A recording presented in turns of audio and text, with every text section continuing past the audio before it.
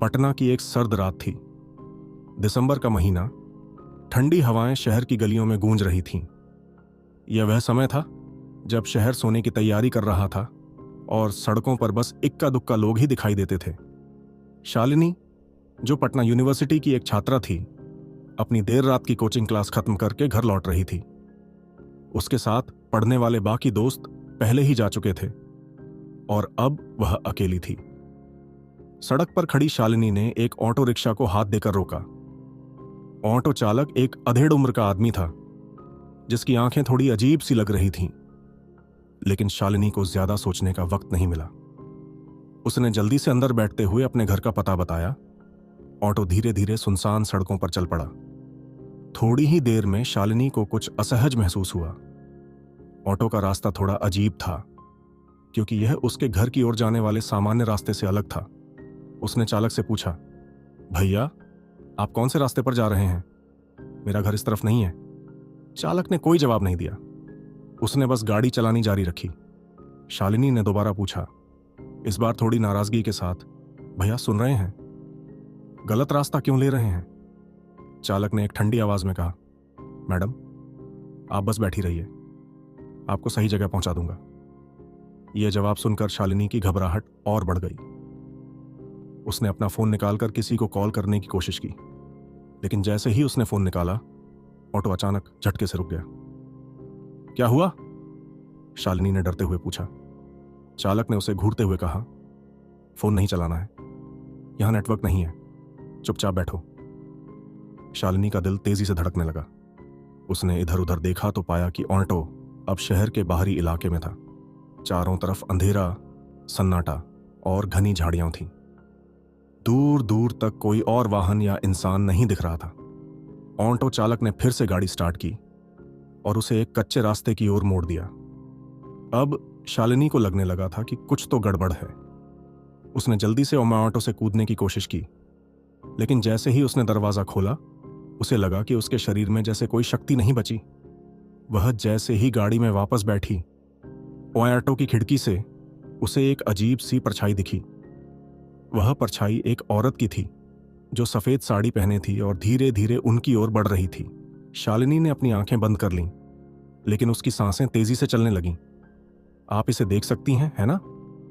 Auto चालक ने एक ठंडी हंसी के साथ पूछा।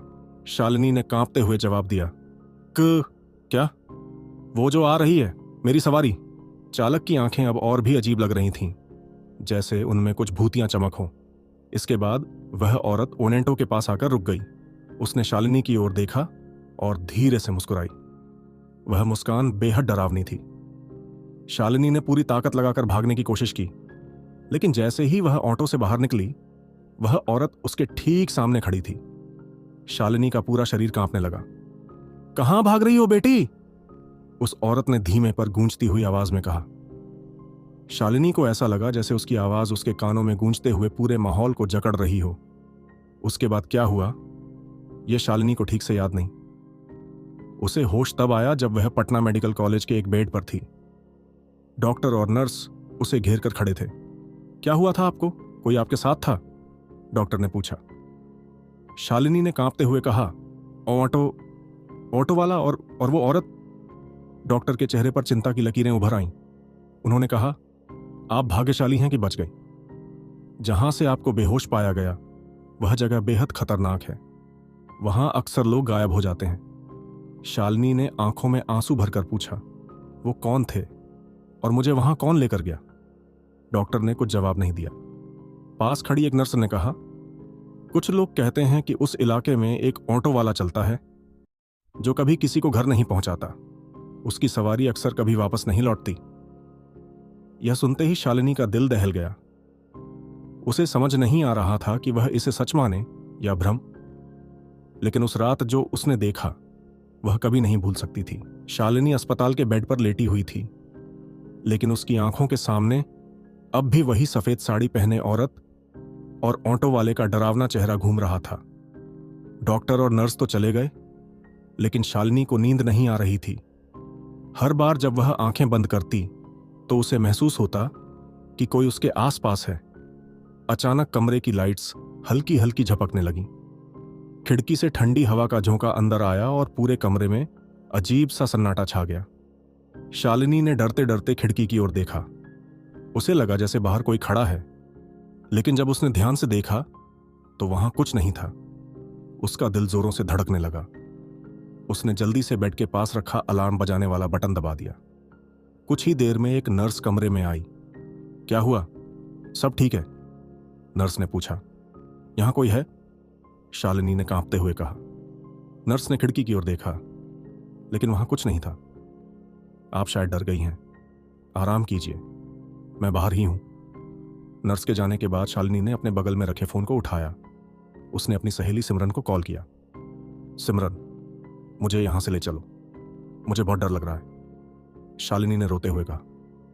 रात के इस समय, और तुम अस्पताल में हो, सुबह तक रुक जाओ। नहीं, तुम नहीं समझोगी, यहां कुछ अजीब हो रहा है। सिमरन ने उसे समझाने की कोशिश की, लेकिन शालिनी का दिल मानने को तैयार नहीं था। उसने फैसला किया कि वह अब यहां और नहीं रुकेगी। उसने अस्पताल का गाउन उतारा और अपने कपड़े पहन लिए। वह धीरे धीरे अस्पताल के गेट की ओर बढ़ने लगी। अस्पताल के गलियारे सुनसान थे, लाइट्स कहीं कहीं झपक रही थीं, और हर कदम पर उसे ऐसा लगता जैसे कोई उसे देख रहा हो। जैसे ही वह बाहर पहुंची, उसे सड़क के किनारे एक ऑटो खड़ा दिखा। शालिनी का दिल तेजी से धड़कने लगा। वह वही ऑटो था जिसमें वह उस रात बैठी थी। वह पीछे हटने लगी, लेकिन तभी ऑटो का दरवाजा अपने आप खुल गया। बैठो, तुम्हें घर छोड़ दूंगा, एक ठंडी जानी पहचानी आवाज उसके कानों में गूंजी। शालिनी ने पीछे मुड़कर अस्पताल की ओर भागने की कोशिश की, लेकिन उसके पैर जैसे जमीन में जम गए। वह न हिल सकती थी, न चिल्ला सकती थी। ऑटो वाला धीरे धीरे उसकी ओर बढ़ने लगा। अचानक एक हाथ ने शालिनी को खींच लिया। यह सिमरन थी, जो किसी तरह अस्पताल पहुंच गई थी। उसने शालिनी को खींचकर अंदर ले जाने की कोशिश की, लेकिन जैसे ही वे मुड़ने लगीं, ऑटो वाले का चेहरा बदल गया। उसकी आंखें लाल हो गईं और उसकी हंसी पूरे गलियारे में गूंजने लगी। तुम बच नहीं सकती, उसने कहा। सिमरन और शालिनी किसी तरह अंदर भागी और दरवाजा बंद कर लिया। दोनों बुरी तरह से हाँफ रही थीं, लेकिन दरवाजे के उस पार अभी भी वही हंसी गूंज रही थी। ये सब क्या है? वह आदमी कौन है? सिमरन ने डरते हुए पूछा। मुझे नहीं पता, लेकिन वह कोई इंसान नहीं है। हमें यहां से भागना होगा, शालिनी ने कहा। सिमरन ने पुलिस को फोन करने की कोशिश की, लेकिन फोन पर कोई नेटवर्क नहीं था। दोनों ने अस्पताल के स्टाफ से मदद मांगने की कोशिश की, लेकिन पूरे अस्पताल में जैसे सब गायब थे। गलियारे पूरी तरह खाली थे। तभी लाइट्स पूरी तरह बंद हो गईं। चारों तरफ घुप अंधेरा छा गया। सिमरन और शालिनी ने अपने फोन की टॉर्च ऑन की और धीरे धीरे बाहर निकलने की कोशिश करने लगी। अचानक उन्हें पीछे से किसी के चलने की आवाज सुनाई दी। दोनों ने पलटकर देखा तो गलियारे के अंत में वही सफेद साड़ी पहने औरत खड़ी थी। वह धीरे धीरे उनकी ओर बढ़ रही थी। उसका चेहरा अब पहले से भी ज्यादा डरावना था। उसकी आंखें गड्ढों जैसी थीं और उसका मुंह अजीब तरीके से खुला हुआ था। भागो! शालिनी चिल्लाई। दोनों ने पूरी ताकत से भागना शुरू किया, लेकिन अस्पताल जैसे एक भूल भुलैया बन चुका था। हर बार जब वे किसी दरवाजे तक पहुंचती, वह बंद मिलता। हर मोड़ पर वही औरत उनका पीछा करती नजर आती। आखिरकार वे एक बड़े हॉल में पहुंची। वहां चारों तरफ टूटे फूटे बेंच और खिड़कियां थीं। हॉल के बीचों बीच एक पुरानी व्हीलर चेयर पड़ी थी, जो अपने आप घूम रही थी। यह जगह कौन सी है? सिमरन ने डरते हुए पूछा। यह अस्पताल नहीं हो सकता, शालिनी ने कहा। तभी हॉल की लाइट्स झपकने लगी। औरत और ऑटो वाला दोनों हॉल के एक कोने से प्रकट हुए। उनके चेहरे पर खौफनाक मुस्कान थी। तुम हमारी दुनिया में आ चुकी हो, अब यहां से वापस जाना मुमकिन नहीं है, ऑटो वाले ने कहा। दोनों लड़कियां चीखने लगीं। तभी शालिनी को याद आया कि उसकी दादी ने एक बार कहा था कि बुरी आत्माओं से बचने के लिए हनुमान चालीसा पढ़ना चाहिए। उसने कांपते हुए हनुमान चालीसा पढ़ना शुरू किया। शुरू में उसका गला सूख रहा था, लेकिन धीरे धीरे उसकी आवाज मजबूत होती गई। हॉल में अजीब सी ऊर्जा फैलने लगी। ऑटो वाला और वह औरत जोर जोर से चिल्लाने लगे। उनकी आवाजें पूरे हॉल में गूंज रही थीं। कुछ ही पलों में दोनों गायब हो गए और हॉल में अंधेरा छा गया। जब शालिनी और सिमरन को होश आया तो वे अस्पताल के उसी बेड पर थीं। डॉक्टर और नर्स उनके पास खड़े थे। आप दोनों ठीक हैं, लेकिन आपको यहां कैसे बेहोश पाया गया यह हमें समझ नहीं आया, डॉक्टर ने कहा। दोनों ने एक दूसरे की ओर देखा। जो कुछ भी हुआ था वह एक सपना था या हकीकत, यह समझ पाना मुश्किल था। लेकिन एक बात साफ थी, वह रात उनकी जिंदगी की सबसे खौफनाक रात थी। उस दिन के बाद शालिनी ने कभी ऑटो में सफर नहीं किया और पटना की सड़कों पर उस ऑटो की कहानी अब भी सुनाई जाती है, जो अपने यात्रियों को कभी घर नहीं पहुंचाता। शालिनी और सिमरन भले ही उस रात बचकर लौट आई थीं, लेकिन उनके मन में अब भी डर का साया बना हुआ था। शालिनी ने उस घटना के बारे में किसी से ज्यादा बात नहीं की, लेकिन वह हर रात उसी ऑटो, उस सफेद साड़ी वाली औरत और उस भयानक हंसी के बारे में सपना देखती। कुछ हफ्तों बाद सिमरन ने शालिनी से मिलने का फैसला किया। उसने सोचा कि शायद बातचीत से शालिनी का मन हल्का हो जाए। वह दोपहर में शालिनी के घर पहुंची। दरवाजा खुला, लेकिन घर में अजीब सी शांति थी। शालिनी, सिमरन ने आवाज लगाई। कोई जवाब नहीं आया। सिमरन ने घर के अंदर कदम रखा। घर के अंदर अजीब सी ठंड थी, जैसे ऐसी चल रहा हो, जबकि वह बंद था। उसने फिर आवाज लगाई, शालिनी, कहां हो तुम? शालिनी अपने कमरे में थी। वह खिड़की के पास बैठी हुई बाहर देख रही थी। उसके चेहरे पर गहरी थकावट और चिंता की लकीरें थीं। क्या हाल है तेरा? तूने किसी को बताया उस रात के बारे में? सिमरन ने पूछा। शालिनी ने सिर हिलाते हुए कहा, नहीं, लेकिन कुछ तो गड़बड़ है। मुझे ऐसा लगता है कि वह सब अब भी खत्म नहीं हुआ है। सिमरन ने उसका हाथ थामते हुए कहा, तू ज्यादा सोच रही है, वह सब बीत चुका है। लेकिन सिमरन की बात खत्म भी नहीं हुई थी कि शालिनी के कमरे की खिड़की अपने आप खुल गई। ठंडी हवा का एक तेज झोंका अंदर आया और अचानक कमरे की लाइट्स झपकने लगीं। सिमरन ने घबराकर कहा, यह क्या हो रहा है? शालिनी ने खिड़की की ओर देखा और फिर कांपते हुए कहा, वो वापस आ गए हैं। तभी खिड़की के बाहर वहीं सफेद साड़ी पहने औरत खड़ी थी। उसका चेहरा अब पहले से भी डरावना लग रहा था। उसकी आंखें गड्ढों जैसी थीं और उसके होंठों से खून जैसा कुछ बह रहा था। सिमरन ने शालिनी का हाथ पकड़कर कमरे से बाहर भागने की कोशिश की, लेकिन जैसे ही वे दरवाजे तक पहुंची, दरवाजा अपने आप बंद हो गया। दोनों ने मिलकर दरवाजा खोलने की कोशिश की, लेकिन वह नहीं खुला। अब क्या करें? सिमरन ने डरते हुए पूछा।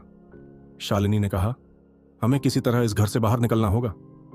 तभी एक गहरी गूंजती हुई आवाज पूरे कमरे में फैल गई, तुम बच नहीं सकती, तुम मेरी दुनिया में आ चुकी हो। शालिनी और सिमरन ने चारों ओर देखा, लेकिन कोई दिखाई नहीं दिया। आवाज जैसे हवा में गूंज रही थी, कौन हो तुम? हमें क्यों परेशान कर रहे हो? शालिनी ने हिम्मत करके पूछा। उस आवाज ने जवाब दिया, मैं वह हूं जिसे तुमने उस रात छेड़ा था। मैं वह हूं जिसे कभी शांति नहीं मिली, और अब तुम भी मेरी तरह बनोगी। शालिनी और सिमरन ने डर के मारे जोर जोर से हनुमान चालीसा पढ़ना शुरू कर दिया, लेकिन इस बार वह काम नहीं कर रहा था। वह आवाज और तेज होती जा रही थी। तभी दरवाजा अपने आप खुल गया। दोनों ने बिना समय गंवाए बाहर भागने की कोशिश की, लेकिन जब वे बाहर निकली तो पाया कि वे अब भी शालिनी के कमरे में ही थीं। यह कैसे हो सकता है? हम तो बाहर निकले थे, सिमरन ने चीखते हुए कहा। शालिनी ने कहा, यह जगह अब बदल चुकी है, यह अब हमारा घर नहीं है। तभी कमरे के कोने से वही ऑटो वाला प्रकट हुआ। उसका चेहरा विकृत हो चुका था और उसकी आंखें लाल चमक रही थीं। तुम्हारा भागने का वक्त खत्म हो चुका है, अब यह तुम्हारा अंत है, उसने कहा। सिमरन और शालिनी ने एक दूसरे का हाथ पकड़ा और जोर से चीखने लगी। अचानक एक चमकदार रोशनी कमरे में फैल गई। वह रोशनी इतनी तेज थी कि शालिनी और सिमरन की आंखें बंद हो गईं। जब उन्होंने आंखें खोलीं तो वे एक मंदिर के आंगन में थीं। चारों ओर शांति थी।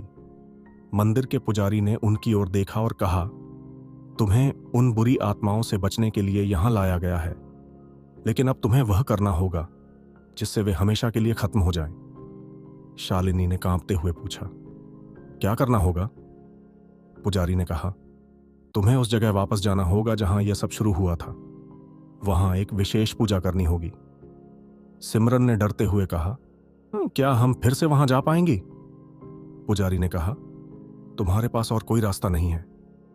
अगर तुमने यह नहीं किया तो वे आत्माएं तुम्हारा पीछा करती रहेंगी। शालिनी और सिमरन ने डर के बावजूद हिम्मत जुटाई और वापस उस जगह जाने का फैसला किया। लेकिन उन्हें नहीं पता था कि यह यात्रा उनके जीवन की सबसे खतरनाक यात्रा बनने वाली थी। शालिनी और सिमरन ने मंदिर के पुजारी के निर्देशों का पालन करने का फैसला किया।